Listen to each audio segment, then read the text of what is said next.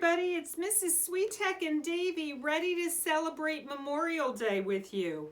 Even though it's a different Memorial Day, it can still be a lot of fun, and we thought we would share a story about Davy's friend Curious George going to a parade. So this is Margret and H.A. Ray's Curious George at the parade. And we put some of Davy's patriotic friends at our feet too, because usually you see flags in red, white, and blue on Memorial Day. This is George. He was a good little monkey and always very curious. Today, George and his friend, the man with the yellow hat, were in the city for a big holiday parade. They found a place in the crowd, but an announcement had just been made. The parade may not start for a while, George, the man said. The wind is blowing too strong for big balloons. Let's go in this department store while we wait. George and his friend looked around the store as they waited for the wind to settle down. Suddenly, something strange caught George's eye. What could it be? He was curious. But when George looked out the window, he didn't see anything strange. He saw the parade. He saw floats, clowns, and jugglers, and a band standing in straight rows. And then George thought he saw an elephant eating a treat. That made George hungry. It had been a long time since breakfast. Now he could think only of finding a snack. Why, here was just a treat, like the kind he used to eat in the jungle. Fresh nuts right off a tree. George was lucky to be a monkey.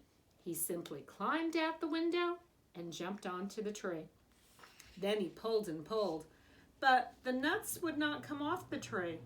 They were not so fresh after all. In fact, they were not even real. But George did not know that. He pulled harder and harder, and the tree began to sway. Suddenly, there was a loud snap, then crash.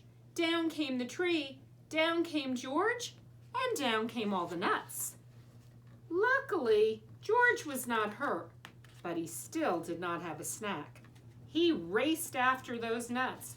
He chased them round and round the elephant, under the clown, across the band's straight rows. "My perfect rose," the band leader cried. "You ruined my perfect rose." The band leader raced after George. He chased him down the street and around the corner, but he was not quick enough. Where was George?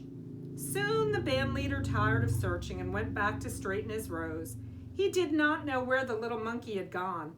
George was nowhere to be found. George was not sure where he had gone either. And the nuts were also nowhere to be found.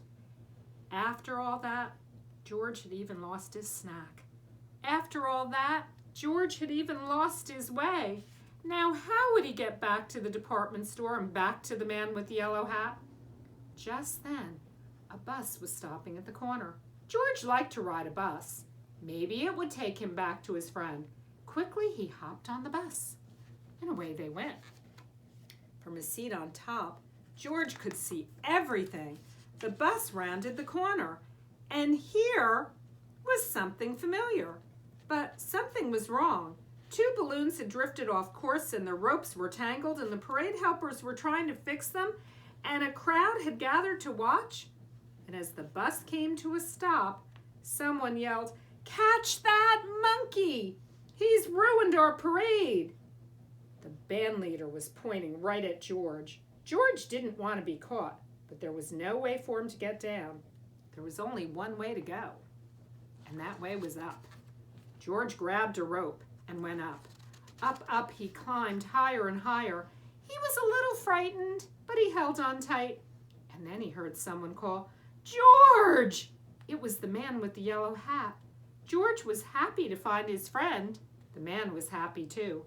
George swung from one rope to another. Now he felt like he was in the jungle, swinging from vine to vine. "Look," someone shouted from below.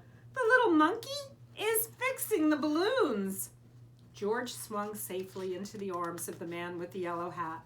The crowd below cheered. The ropes were no longer tangled, and when George and his friend arrived back on the sidewalk, it was time to start the parade. The band leader was no longer angry. George was a hero. Even the mayor came to meet George. "I hear you created quite a stir, George," he said. "But at last, everything is in order. Would you like to ride with me in the parade?" And soon the balloons started moving. The music started playing. The band marched down the street in straight rows. And there, leading the whole parade, was Curious George.